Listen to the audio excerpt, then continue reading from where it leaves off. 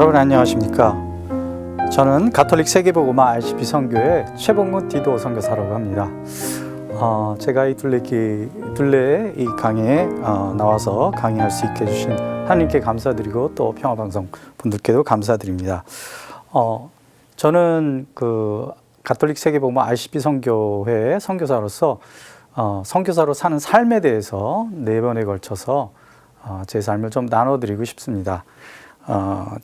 저희 선교회, 제가 속해 있는 선교회는 이제 가톨릭 세계복음화 RCP 선교회라고 이렇게 하는데 한국 지부죠. 근데 그것을 이제 줄여서 보통 이제 RCP 그러면은 이제 사람들이 알기도 하고 저희 주보 이런 데 공지 나갈 때는 항상 RCP 선교회로 이렇게 나가고 있습니다. 그래서 제가 이제 RCP에 속해 있는 선교사라고 아시면 되겠습니다. 먼저 이제 제가 이제 선교사가 돼서 제가 이제 저를 소개할 때 저는 RCP 선교회 선교사입니다 라고 하면은 많은 분들이 이제 의아해 좀 하시더라고요. 그래서 저는 제가 알기로는 그 신학원을 졸업하시고 그러면 그분들에게 선교사 자격증을 주시기 때문에 한국에서 많은 분들이 쉽게 평신도 선교사 이런 부분을 잘 알 거라고 생각했는데 의외로 좀 의아하다 이런 얘기를 많이 듣고 가톨릭에도 뭐 선교사가 있냐 뭐 이렇게 얘기하시는 분도 많이 있었습니다. 그런데 이제 제가 선교사라고 이렇게 소개하면은 이제 신자분들이 이제 질문을 하십니다. 이제 두 개 정도 질문을 제가 들어봤는데 한 개는 좀 아주 예외적이고 굉장히 좀 이렇게 당황되는 것이긴 질문이었긴 했지만 때때로 사람들이 그냥 질문하시더라고요. 어떻게 이제 제가 선교사라 그러면 어떤 얘기를 하시냐면, 난 카톨릭에 선교사라는 게 있다는 건 못 들었다. 평신도 선교사라는 게 있는 건 못 들었다. 당신 혹시 사기꾼 아니냐? 이렇게 얘기를 하시더라고요. 그래서 저는 안 사기꾼입니다. 라고 얘기를 합니다. 그러면서 그냥 뭐 질문하시는 것도 좀 그렇고 그래서 쓱 그냥 웃어 넘기죠.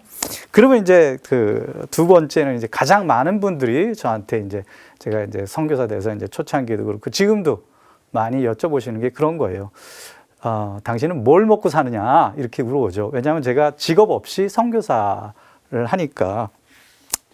그래서 제가 사실은 주님으로부터 이렇게 빌어먹는 삶이 아닙니까? 또 한편으로 표현하면 주님으로부터 빌어먹는 삶이라서 제가 지금 이렇게 직업 없이 선교사로 사는 것이 모든 것이 하느님의 체험이라고 생각합니다. 그래서 제가 선교사가 되는 과정, 그 다음에 또 제가 선교사 양성을 받았고 또 외국에서 선교사했고 지금 또 한국에서 진출해 와서 RCP 선교회 선교사로 사는 이 모든 것들이 다 사실은 제가 봤을 땐 하느님의 어떤 체험이고 하느님을 더 알아가는 그런 삶이기 때문에 그런 것들을 좀 나눠보도록 하겠습니다. 제가 선교사로 살면서 사실 코로나 이전에는 제가 1년에 한두 번은 꼭 비행기를 타고 외국 가서 선교하는데 같이 선교하거나 그렇지 않으면 회의 참석을 많이 했어요. 그런 걸 보면서 사람들이 뭘 먹고 사느냐 이런 거 얘기할 때 이제 제 스스로는 생각할 때 내가 참 선교사로 살지 않고 만약 직장을 가졌다면 내가 1년에 한두 번씩 이렇게 꼭 외국 나가서 회의 같은 것도 하고 뭐 선교도 하고 이럴 수 있었을까 하는 생각이 들 정도로 사실은 굉장히 잘 살고 있습니다. 그래서 마태복음 이제 19장 28절서부터의 말씀을 제가 이제 사실은 28절 29절 베드로 사도가 이제 예수님께 이제 여쭈는데 그 말씀을 사실은 저는 체험하면서 산다고 얘기하고 싶습니다.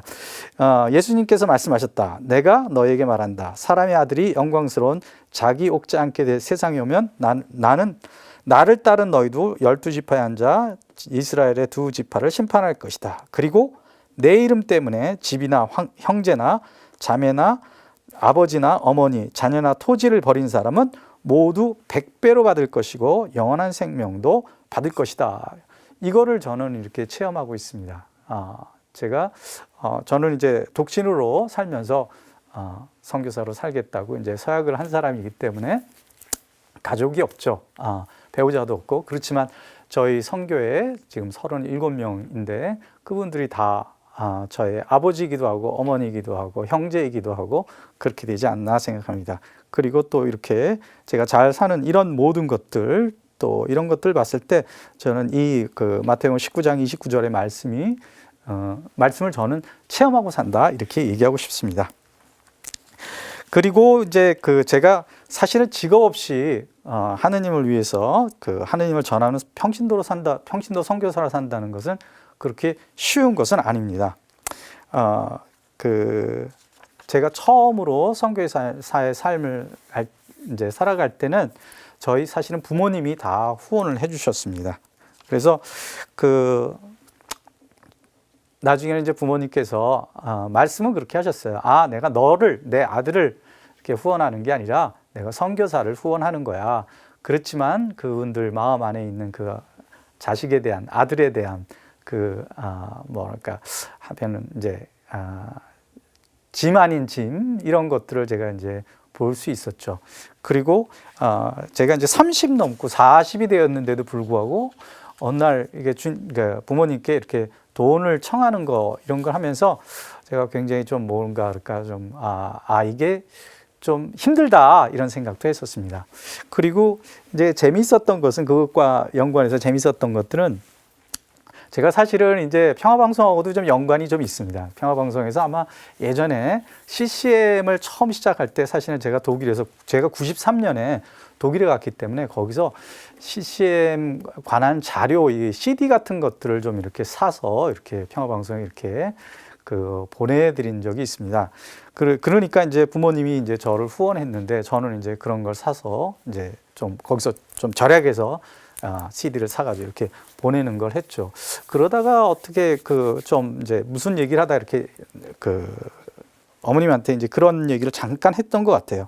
그런데 나중에 이제 어머니 그런 걸 아시고서는 그렇게 한 번은 그렇게 얘기를 하시더라고요. 이렇게 후원을 쭉 하시다가 내가 후원하는 것은 네가 어디 가서 선교사로 살면서 좀 제대로 먹고 그렇게 하라고 하는 건데 네가 그런 식으로 그 CD 같은 거 사가지고 뭐 이렇게 뭐 보내고 이런 거 하면 나 후원하고 싶지 않다 이렇게 딱 얘기하시더라고요. 근데 그 말을 들을 때 한편으로 좀 힘든 마음이 있었습니다. 왜냐하면 그것이 저는 좋은 것이고 또 필요한 것이고 도움이 될 거다. 한국교회에 도움이 될 거다. 이렇게 생각해서 한 건데 그렇게 이해하지 않으시고 아무래도 이제 어머니이시니까 아들 먼저 생각하는 그런 마음이시더라고요. 근데 저는 그때 이게 그 사람이 그 독립적으로 산다는 것은 경제적인 독립도 이렇게 부모로부터 손을 벌리지 않는 그런 것이어야겠구나 이런 생각을 했었습니다. 그래서 그때부터 그 주님 이제 부모님으로부터 후원을 받지 않고 당신께서 저에게 보내주시는 그런 분들로부터 좀 후원을 받아서 선교사 생활을 하고 싶습니다. 이렇게 이제 그 말씀드리고 그때서부터 이제 후원자를 갖다 이제 찾기 시작했죠. 그러면서 제가 이제 어머님한테 그렇게 얘기했어요. 이제 부모님 이제 그 아버님 이제 그 후원하지 마십시오. 제가 후원자 이렇게 찾아서 제가 부모님 도움 없이 해보겠습니다. 이렇게 말씀드렸어요. 그러면서 저는 그 얘기를 하면서 우리 부모님이 조금 그 걱정하실까 이렇게 생각을 했는데 그 말씀을 듣던 어머니께서 그런 말씀을 하시더라고요. 이제 때가 되었나 보다라고 얘기하시면서 사실은 한 번은 이제 그 어머님이 본당에서 이제 여러 자매님들하고 얘기하다가 사실 내 아들이 평신도 선교사인데 후원을 받지 못해서 내가 후원하고 있다. 그래서 그런 것들이 좀 걱정도 되고 좀 힘들기도 하다. 이렇게 얘기했더니 어떤 자매님이 그 자매님이 부모로서 이렇게 후원하니까 예수님께서 후원을 못하는 거예요. 이렇게 얘기하셨다는 거예요. 그래서 그 어머님도 이제 아차 싶으셨고 또 그래서 그런가 이렇게 생각할 때 이제 제가 후원 안 하셔도 된다. 이렇게 말씀드리니까 어머님도 편안한 마음으로 이제 후원을 하지 않게 되었습니다. 그래서 이제 그 후원자를 찾았어야 되는데 이게 쉽지는 않더라고요. 그래서 사실은 제가 이제 그 청년 때 본당에서 이제 활동하던 그 친구들한테도 이제 소식지를 갖다 이렇게 보내면서 내가 좀 후원이 필요한데 후원을 좀 해줬으면 좋겠다 이런 걸 갖다 좀 피력을 했는데 정말 그 섭섭하게도 단 한 명도 저한테 후원하는 사람이 없더라고요. 그러니까 제가 좀 힘들긴 힘들었습니다. 그래서 계속 기도하면서 주님, 제가 후원을 받아야지 선교사 삶을 살지 않겠습니까? 하면서 기도 중에 저를 이렇게 도와주신 분 중, 그러니까 그러니까 격려해 주시고 이런 신부님들이 있었어요. 그래서 그 중에 한 분이 떠올라서 제가 그 신부님한테 와서, 신부님, 제가 이제 그 부모님으로부터 이제 후원을 받지 않고 이제 후원자를 갖다 좀 이렇게 찾아서 계속해서 저는 선교사로 살고 싶은데 신부님 혹시 도와주실 수 있겠습니까? 이렇게 말씀드렸어요. 그랬더니 신부님이 저를 보더니, 야 임마, 너 그 후원 못 받아가지고 굶으면 되지, 뭘 그걸 갖다가 사람들한테 손을 벌려가면서 후원해 달라고 나한테 와서 이렇게 얘기해? 이렇게 하시는 거예요. 그래서 그 말을 들을 땐 신부님 앞이니까 그냥 뭐 요새 말로는 썩소라고 하나요? 이렇게 웃으면서 신부님도 그러면서 이제 나왔는데 너무너무 그게 굉장히 야속했습니다. 왜냐하면 그 신부님은 제가 어떻게 선교를 하고 있고 제가 열심히 산다는 거 알고 계신데도 불구하고 그렇게 말씀하시는 게 너무너무 서운했습니다. 그래서 한 일주일 동안은 막 그 신부님 미워하고 또 하느님께도 막 원망했습니다. 아니, 그래도 신부님들이 좀 이렇게 저도 아시고 제가 뭘 하는지 아시니까 도와줄 수 있을 것 같은데 그런 말을 거기다가 또 그런 말을 하니까 제가 너무 힘들다고 막 이렇게 얘기했어요. 근데 주님께서 그렇게 말씀하시는 것 같았어요. 저한테 이렇게 도전을 딱 해주시는 것 같았어요. 갑자기 그런 생각이 떠올랐어요. 그래? 그러면은 신부님이 말씀하신 대로 후원자를 못 받으면 내가 굶는 거 하고, 그렇지 않으면 주님의 뜻은 아니지만 내가 막 사람들 막 찾아다니면서 후원해 달라고 막 그래가지고 후원을 받으면서 선교사 사는 거 하고, 과연 나는 무엇을 선택해야 될까? 이런 생각이 떠오르더라고요. 근데 그때 갑자기 뭐 은총을 받아서 그런 건지, 그래, 만일 주님께서 내가 후원자를 받지 못해서 선교 살면서 이렇게 굶는 삶을 살기를 원하신다 그러면 주님의 뜻을 내가 선택하는 게 더 낫지 않을까? 주님의 뜻이 그것이 아닌데 내가 이렇게 막 사람들을 갖다 막 좀 이렇게 졸르고 그래가지고 후원을 받아서 넉넉하게 사는 것보다는 차라리 뭐 저희 선교회가 있으니까 굶지는 않겠지만 하여튼 그렇게 좀 사는 게 더 주님의 뜻이 맞지 않을까? 그러면 내가 주님의 뜻을 선택하겠다. 내가 굶더라도 그게 당신의 뜻이라면 저 그렇게 살겠습니다 하고 결심을 딱 했습니다. 그랬더니 갑자기 막 그냥 자유로워지는 거예요. 굉장히. 그전까지는 굉장히 두렵고 걱정이 됐습니다. 나는 선교사를 삶을 살고 싶은데 과연 나는 선교사 삶을 계속 살 수 있을까? 내가 후원자가 있어야 되는데, 그런데 그 주님께서 만일 내가 그냥 선교사 하면서도 굶으면서 선교사 하기를 원한다면 그걸 선택하겠다. 그게 주님의 뜻이니까. 그래서 하고 나니까 굉장히 자유로워졌습니다. 사실은 그리고 나서 주님께서 어떤 분을 통해서 제가 이제 그 후원을 받도록 이렇게 소개를 해줬어요. 그게 이제 그 7년, 제가 이제 선교사인 지 이제 7년째 되던 해에 뉴질랜드에서 일어나서 제가 이제 나중에 이제 제가 뉴질랜드에 대해서 선교사 생활했던 부분들도 말씀드리겠지만, 거기서 이제 한 20명 정도에 되시는 한국 분들, 거기 한국 동포들, 이민하신 분들이 계셨는데 그분들이 이렇게 도와줘서 제가 뉴질랜드에서 13년 이제 선교 생활했는데 걱정 없이 이렇게 잘 했습니다. 그래서 이제 결국은 이제 그래도 저는 이제 그렇게 생각합니다. 이 모든 것이 주님께 빌어먹는 삶이 아닐까. 그리고 저 빌어먹는 삶에 대해서 하나님께 감사를 드립니다. 자, 그렇게 해서 이제 그 선교사를 사는 것이 이렇게 쉽지 않다라는 걸 저 여러분에게 말씀드렸고, 두 번째는 이제 그렇게 물어보실 거예요. 왜 선교사가 됐느냐? 또 어떻게 선교사가 됐느냐? 이런 것을 궁금해 하실 것 같습니다. 이제 가끔 이제 사람들이 선교사님 왜 선교사가 되었습니까? 이렇게 물어보시는데, 그분들은 좀 이렇게 그런 특별한 어떤 숭고한 마음을 갖고 내가 선교사를 되지 않았을까? 이런 기대감을 갖고 좀 물어보시는 분들 꽤 있으신 것 같더라고요. 근데 사실은 그렇지 않았습니다. 그냥 저는 하나님께서 저를 인도하신 뜻밖의 인도하심에 이렇게 따르다 보니까 그냥 선교사가 된 거죠. 그래서 저는 선교사 같은 것은 사실은 꿈에도 꿔본 적이 없습니다. 저는 어렸을 때 과학자가 되고 싶은 꿈은 있었어도 선교사가 되겠다 이런 꿈은 없었습니다. 그래서 물론 나중에 주님께서 저를 인도하신 것을 이렇게 기억해 보면은 선교사 비스무리한 삶을 갖다 좀 이렇게 바란 적은 있습니다. 그러면은 어떻게 선교사 비스무리한 삶을 살아보면 좋겠다고 이제 말씀드렸는지 그 부분을 좀 이렇게 나눠보도록 하겠습니다. 그것은 이제 하나님 체험이지요. 그냥 모든 사람이 다 우리는 다 하나님 체험에 있는데 그런 것들이 제 삶을 바꿨는데 사실은 아주 제가 어린 시절에 제가 이제 국민학교 지금은 초등학교라 하지만 국민학교죠.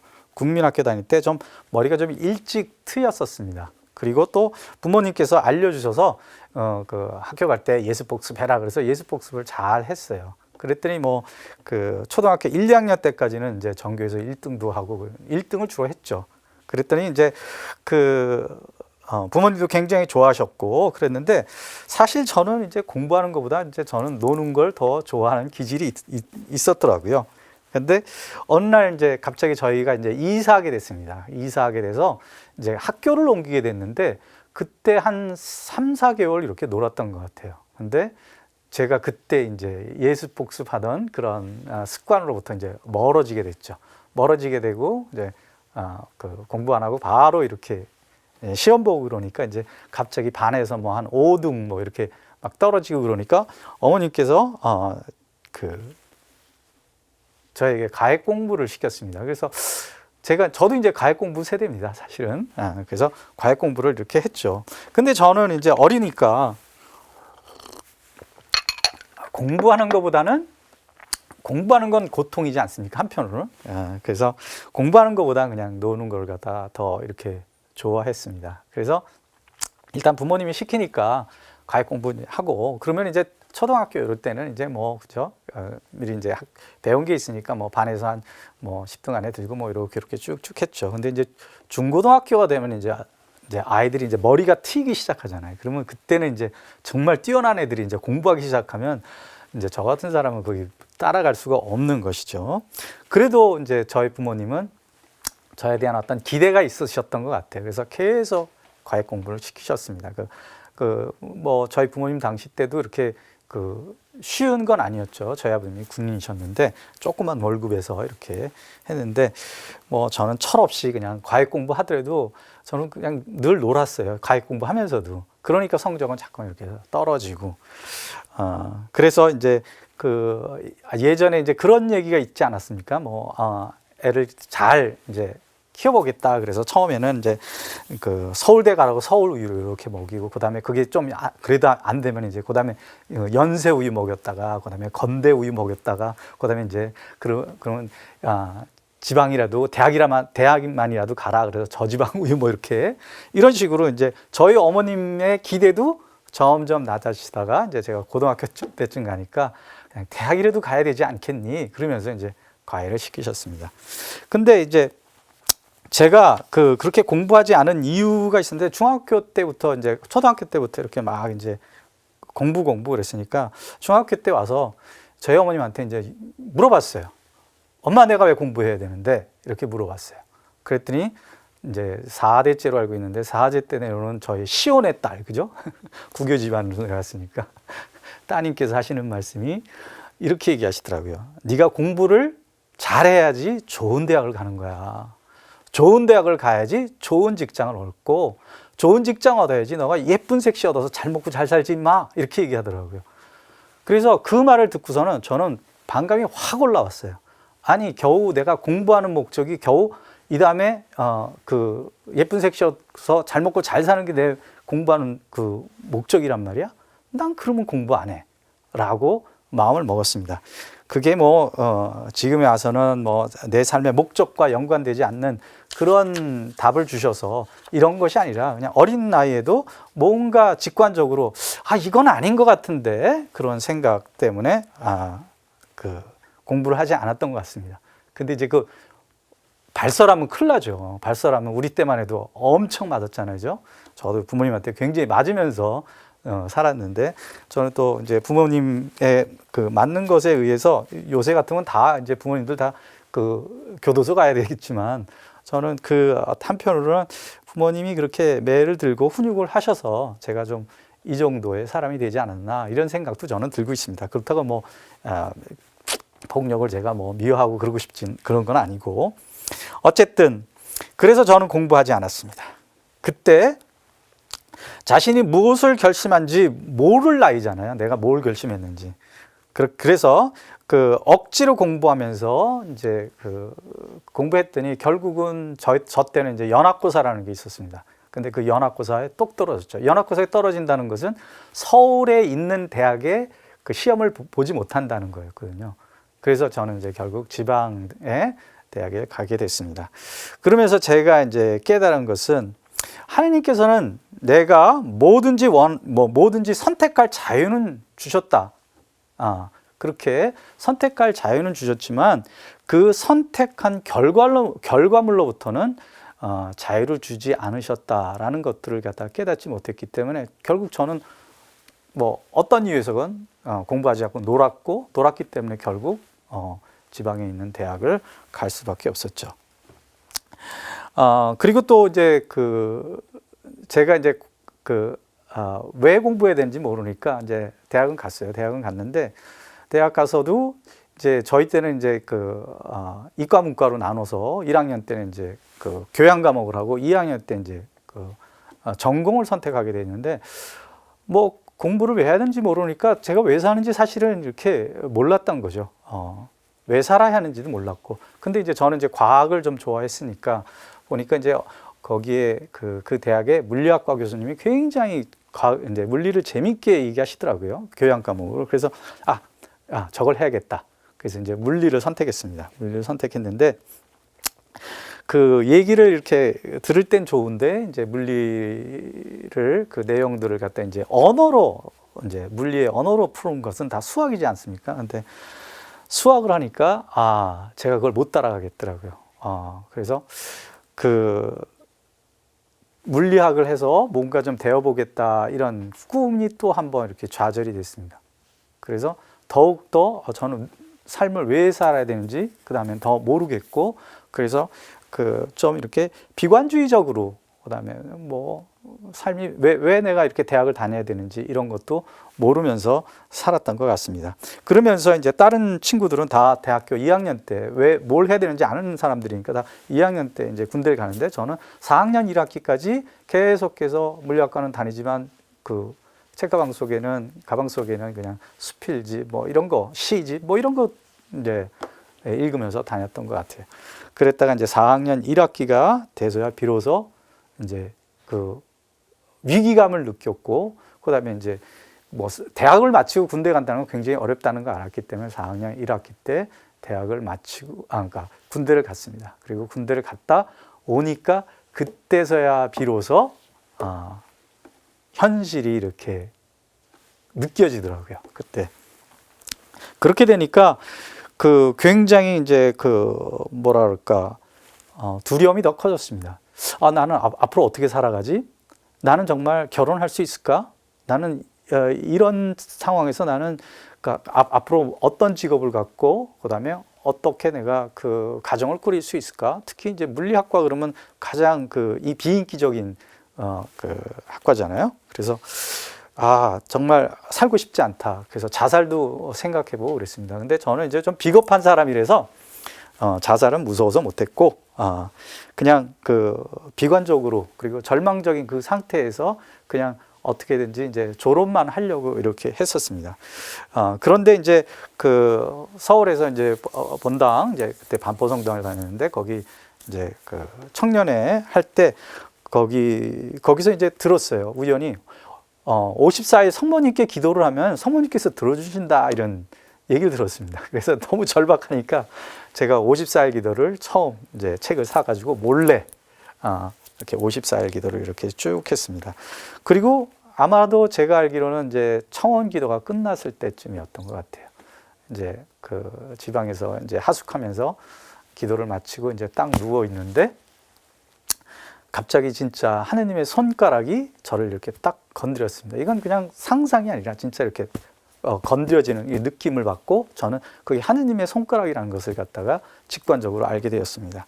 그렇게 되니까 갑자기 제가 눈물을 흘리면서 회개하기 시작했습니다.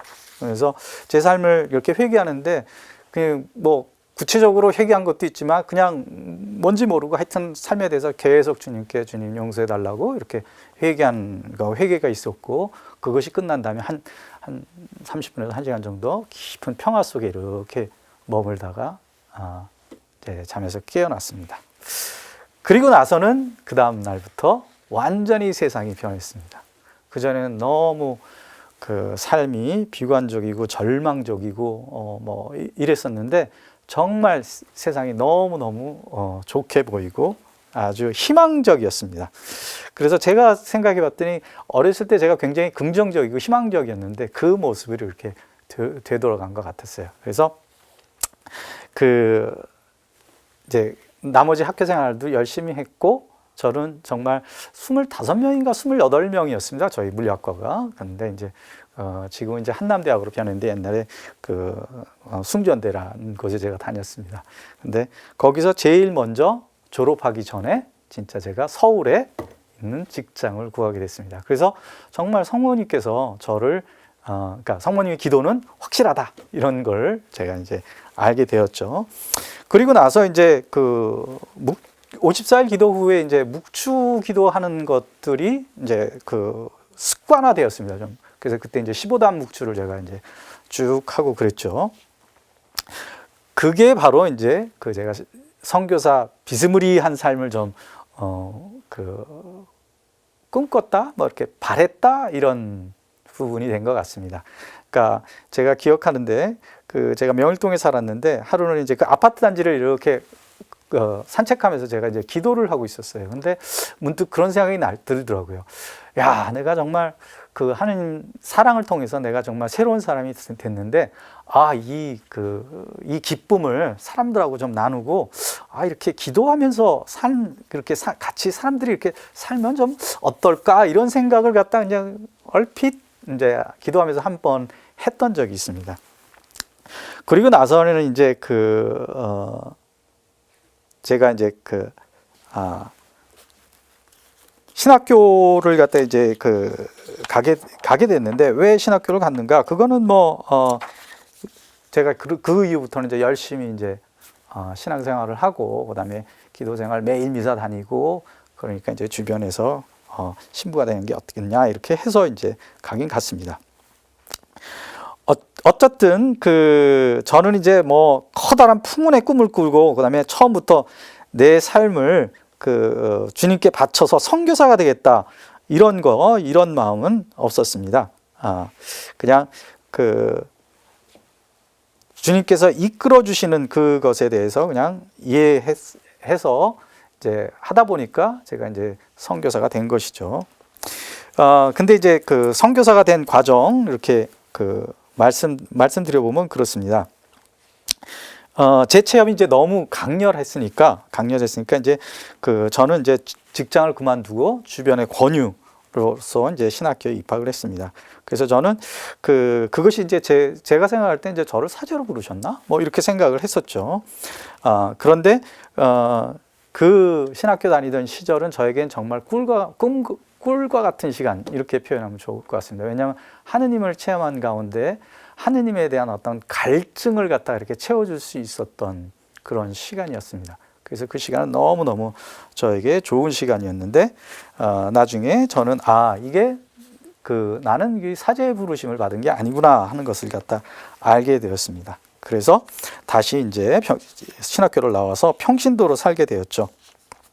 근데 이제 신학교 나오는 것이 이제 쉽지도 않았습니다. 그러니까 왜냐하면 이제 아니구나라는 건 알았는데 막상 나가서 뭘 하지 이런 생각을 하니까 굉장히 어렵기도 하고 그다음에 이제 나올 때는 이제 그것이 이제 그렇구나 알고 그래서 결심을 이제 딱 그럼 당연히 이제 나는 이제 평신도로 살아야지. 그렇게 했을 때는 신이 나고 이상하게 괜찮더라고요. 근데 막상 이제 나가는 날에는 사실은 주님께 가서 이제 좀 이렇게 좀 대들었습니다. 왜냐하면 아니 왜 당신은 나를 신학을 하겠냐? 나는 이제 앞으로 나가서 이제 직장을 구하고 그래야 되는데 아니 물리학과 나와가지고 직장 구하는 것도 어려운데 아니 신학까지 시키면은 어떻게 나보고 앞으로 어떻게 사느냐? 당신은 왜 나를 부르냐? 저기 나갈 때 또 그렇게 원망을 하고 사실은 나왔습니다.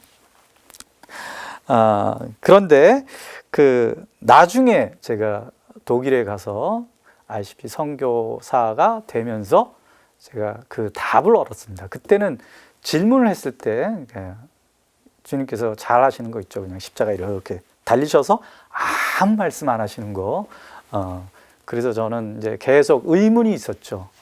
그리고 나서 이제 다시 이제 저는 직장 생활도 하고 그랬는데 그러면서 계속 의문이 있었습니다. 나는 왜 신학교에 갔을까? 그리고 나는 한편은 정말 실질적으로 도움이 되지 않는 이런 걸 했을까 그랬는데 이제 선교사가 되면서 선교사들이 이제 저하고는 다르게 그런 어떤 꿈을 갖고 선교사 된 분들이 대부분입니다. 근데 그런 분들이 선교사 생활을 하면 할수록 깨닫는 게 내가 신학적인 지식 같은 거, 신학을 더 깊이 알고 이래야겠구나 이런 걸 갖다가 많이 느껴서 그때 이제 신학을 배우는 사람들도 막 있더라고요. 그걸 보면서 저는 알았습니다. 주님께서 나를 준비시켜 주셨구나 하는 것들. 그래서 이제 저는 그것에 대한 답을 이제 얻게 됐죠. 그래서 그걸 통해서 저는 집에서 39장 34절의 말씀이 맞다라는 것을 저는 체험했습니다. 집에서 39장 34절 보면 이런 말씀이 있습니다.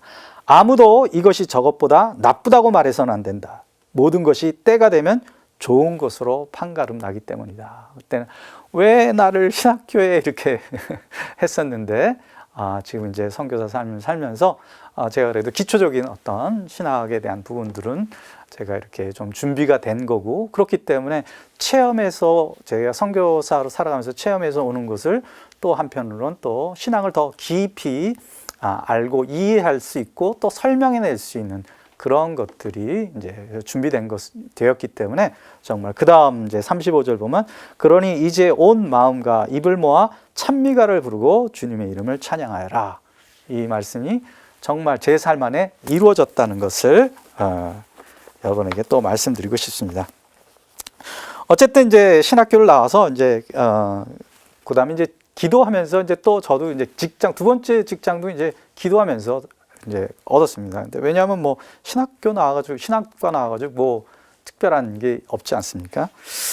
그런데 이제 제가 신학교를 준비하기 전에 이제 복지관에서 이제 봉사 활동을 했었는데 어느 날 수녀님이 야, 너 신학교 나왔다며?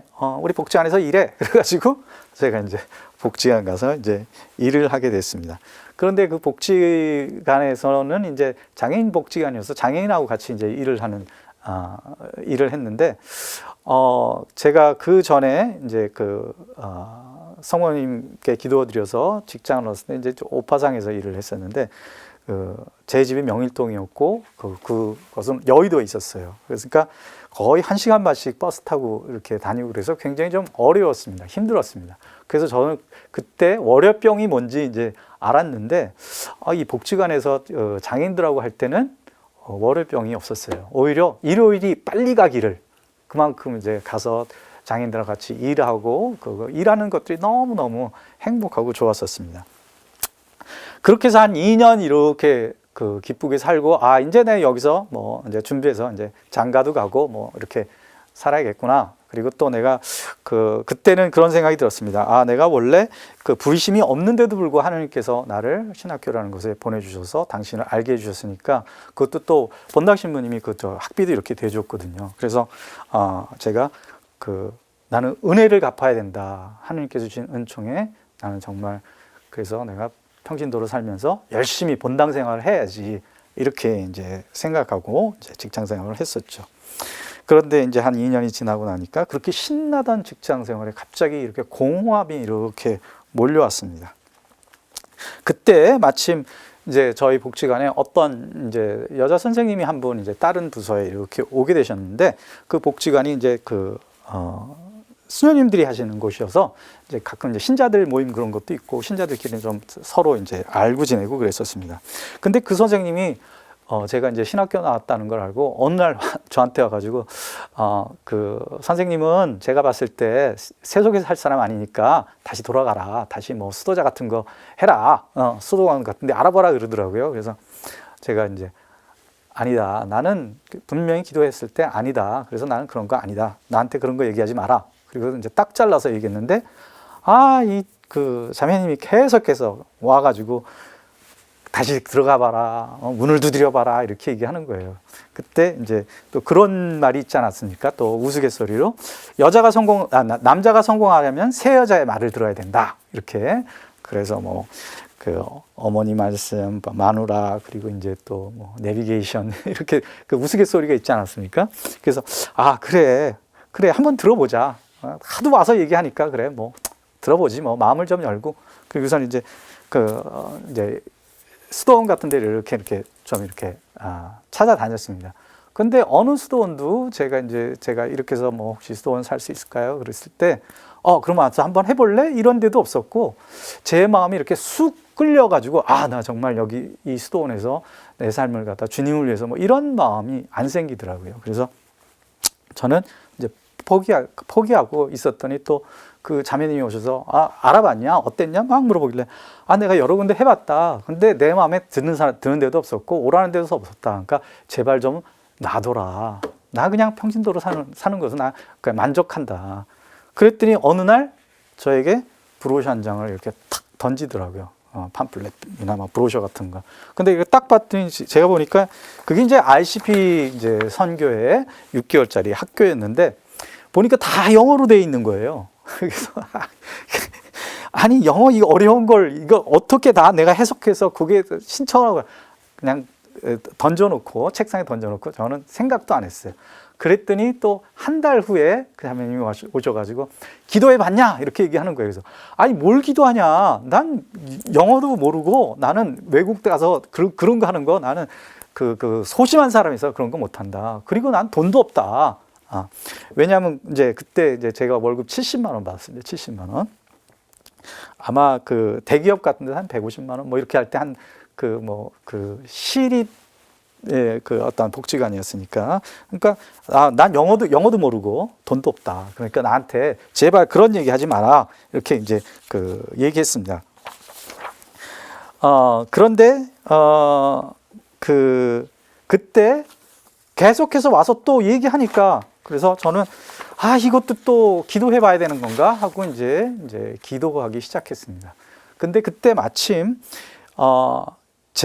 저 같이 이제 입학했던 부제님이 이제 서울에 올라와서 이제 저를 만나게 돼서 이제 같이 얘기를 하다가 이런저런 얘기하다가 부제님이 저한테 1492년 콜럼부스 영화를 갖다 이렇게 추천을 했습니다.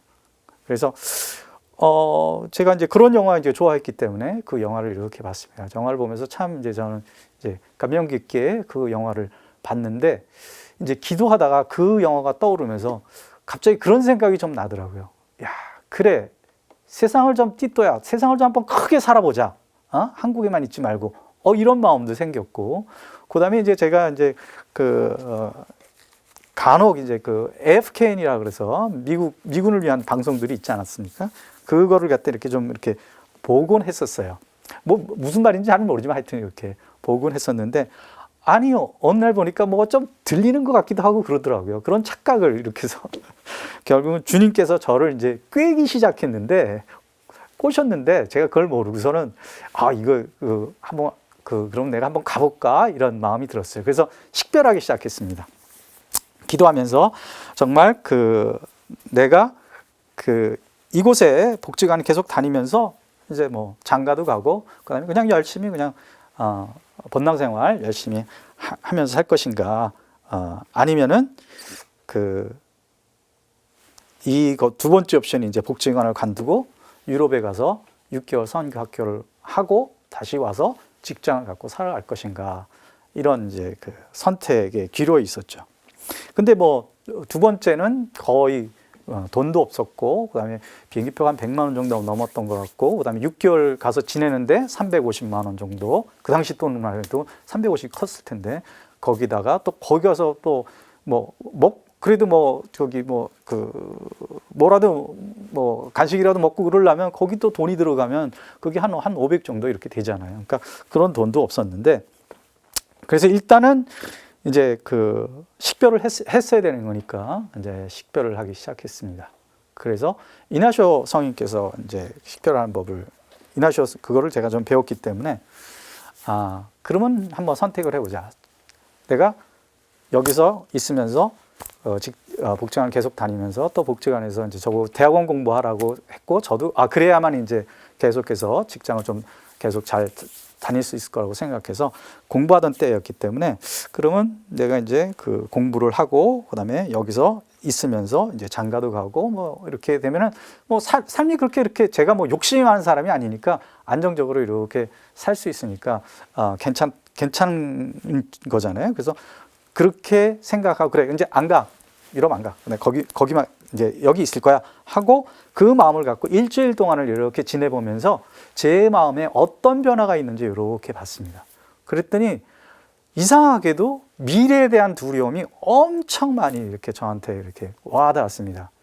그래서 이상하다, 분명히 어느 정도 이게 이 틀 안에서는 안정적인 삶을 살 것 같은데 왜 이렇게 두려움이 오지? 라고 생각하고, 그 다음에 이제 일단 그것을 갖다 접어두고, 그 다음에 두 번째 주에는 이제 제가 그러면 6개월간 그러면 독일 가서, 유럽에 가서 ICP 선교학교 하는 걸 하자, 이렇게 그것을 갖다 이렇게 딱 선택해 봤습니다. 그랬더니 거기에는 현실적으로는 정말 갔다 와가지고 사실은 막막했죠. 왜냐하면 그때 제가 신학교 나왔을 때 벌써 30, 31, 32, 이때 이제 직장 생활하고 33 이렇게 될 때니까, 그 당시에도 역시 이제 직장, 이제 대학 졸업한 사람들 신입사원 이렇게 많이 하잖아요. 그죠? 그런데 저희 나이가 많이 먹어서 과연 어느 직장에서, 그것도 물리학과 신학과 나온 사람을 뽑을 수 있을까? 이런 거 생각하면, 유럽을 간다? 그거는 멍청한 짓이죠. 어리석은 짓이죠. 뭐 돈도 없고 그런 것들 떠나서. 그래서 미래적인 관점에 봤을 때도 그거는 뭐 이렇게 좋은 선택은 아니었습니다.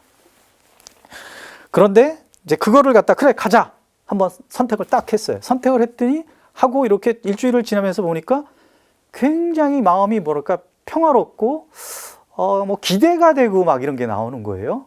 그래서 제가 이제 신학교에 있을 때도 이제 성인전을 좀 이렇게 많이 봤는데, 성인들이 하시는 말씀이 하느님의 뜻이 있는 곳에 평화가 있다라는 그게 이렇게 딱 떠오르더라고요. 그래서 그러면은 믿음으로, 그래 내가 주님 뜻을 구하는 거였으니까 그러면 한번 내 평화가 있는 곳을 선택해 보자. 그리고 가기로 딱 선택을 했어요. 그런데 이제 저도 좀 얍삽한 사람이라서 이제 그거를 갖다 이렇게 얘기하고 다니니까 주변에서 야, 너 미쳤니? 그걸 6개월 갔다 와서 뭐 어떻게 하려고? 네 나이에 막 이렇게 하면서 그러지 말고 방법이 있다. 무슨 방법? 그랬더니 휴직 같은 걸 한번 청해봐라. 휴직 그렇게 할 수도 있다. 이렇게 얘기하니까 저도 이제 얍삽한 마음에 그러고 가서 그거 좋잖아요. 이제 휴직하고 6개월 갔다 와서 다시 직장 생활하면 얼마나 좋아요. 그래서 이제 가가지고 이제 복지관에다 제가 이런 데 가고 싶은데 6개월 휴직을 좀 해주실 수 있으십니까? 그랬더니 단칼에 안 돼! 딱 얘기하더라고요. 그래서 저도 그럼 나도 관둘 거야! 이렇게 하면서 그냥 사직서를 이렇게 딱 냈어요. 사직서를 내고 나니까 이제 그때 저한테 그것을 갖다 권했던 선생님을 통해서 어떤 사람이 이제 저에게 비행기표, 그 다음에 학비 350만 원 이걸 갖다 이렇게 다 이렇게 후원해 주겠다. 그래서 제가 선교에 6개월짜리 선교 학교를 가게 되었습니다. 그리고 저기 선교에서 입회할 때도 사실은 식별을 해야 되는 과정이었는데 그 선교학교 참여한 학생들도 이제 선교학교를 마치고 이제 선교 여행을 보냅니다. 6개월짜리 선교학교를 하고 그다음에 이제 거기서 이제 하느님에 대한 거, 하느님의 아버지 하느님에 대한 사랑, 그다음에 예수님의 죄와 구원에 대한 거 배우고, 그다음에 성령에 대한 거 배우고, 공동체에 대한 거 배우고, 그다음에 또 뭐 가톨릭 교리에 대한 걸 이렇게 한 게 이제 6개월 정도 되고, 그것이 끝나면 이제 너네들이 가서 선교를 직접 해봐야 된다. 이렇게 해가지고 이제 선교 한 달 동안 선교를 나가고, 그다음에 와서 이제 한 4일 정도에서 식별을 기도를 해봐라. 네가 하느님께서 너를 선교사로 부르는지 아니면 다시 네가 배운 걸 갖고 네가 있는 자리에 가서 그 신앙으로서 살을지 식별해봐라 그랬는데, 다른 사람들은 막 그것 때문에 한 4일 동안 막 기도 열심히 하고 막 그러더라고요. 근데 저는 별로 그렇게 기도하지 않고 열심히 놀았어요. 놀고 이제 그 면담을 할 때, 그런데 다른 사람들은 이제 들어갔다 오면, 야, 너 뭐 어떻게 하니? 뭐라고 얘기했어? 너 거기서 뭐라 그래? 왜냐하면 이제 자기가 선교사가 되고 싶다 그래도 또 그 선교사 그 분들이 이렇게 같이 면담을 하고 식별하면서, 근데 당신은 아닌 것 같아, 이렇게 하거든요. 그러니까 서로 맞아야지 되는 거니까. 그래서 이제 그런 얘기를 하고 있는데, 저는 이제 별로 이렇게 기도 안 하고 이렇게 딱 들어가가지고, 넌 그래 기도해봤더니 넌 어떻게 할 거야? 이렇게 물어보더라고요. 나 여기 그냥 남아서 선교사 되고 싶어, 이렇게 얘기했어요. 그랬더니 그래, 그럼 너 선교사 돼? 이렇게 한 방에 이렇게 끝났어요. 뭐 많이 물어보지도 않고.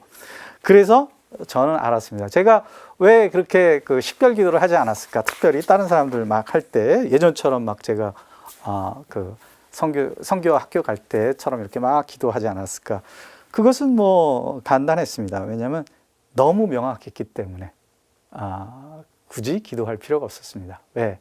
제가 이제 그 말씀드렸던 것처럼 이제 하나님 체험하고 그 아파트에서 이렇게 묵주 기도를 하다가 그런 삶을 살면은 어떨까 하는 그런 것이 식별 기도 중에 이렇게 탁 떠올랐어요. 그래서 여기가 바로 내가 그렇게 이제 어렴풋이나마 이렇게 원했던 그곳을 이 사람들이 벌써 살고 있구나. 그렇다면 내가 선택을 해야지. 그리고 선택했을 때 너무너무 기뻤어요. 마찬가지로 똑같이 평화가 왔고, 뭐 영어를 못하고 언어가 안 되고 그래서 이 사람들이 나를 안 받아주면 어떨까? 나는 뭐 앞으로 이게 영어도 공부도 해야 되고 이거 뭐 잘 할 수 있을까? 이런 생각 하나도 들지 않고 그냥 난 선교사 할 거야. 그리고 또 거기서도 단 한 가지 토도 달기지 않고 너 선교사 되려고? 그래, 알았어, 너 선교사 돼. 이렇게 끝났습니다. 그래서 제가 이제 선교사가 됐죠. 그래서 어쨌든 이렇게 선교사의 첫 발을 이제 디디게 되었는데, 제가 어쨌든 이렇게 식별을 하고 김포공항을 떠날 때 제가 평생 선교사로 살 것이라고 생각한 것은 단 한 번도 없었습니다. 그래서 그냥 그 선교사가 그냥 되어버려 있더라고요. 그래서 가끔 제가 주님께 이렇게 말씀드립니다. 예레미야서 20장 7절 말씀, 주님, 당신께서는 저를 꿰시어 저는 그 꿰매 넘어갔습니다. 그래서 오늘은 제가 이제 이 시간에는 제가 어떻게 선교사가 되었는가 하는 것들을 여러분에게 나눠드렸습니다. 그러면 다음 시간에 또 뵙도록 하겠습니다. 감사합니다.